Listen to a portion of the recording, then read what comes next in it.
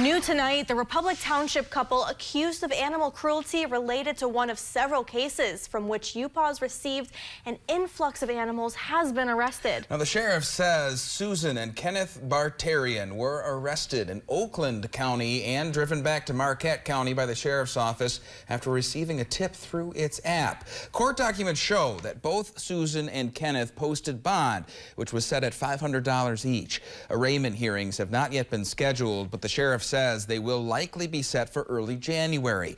The Barterians are charged with 1 felony count each of animal abandonment and cruelty related to 4 to 10 animals.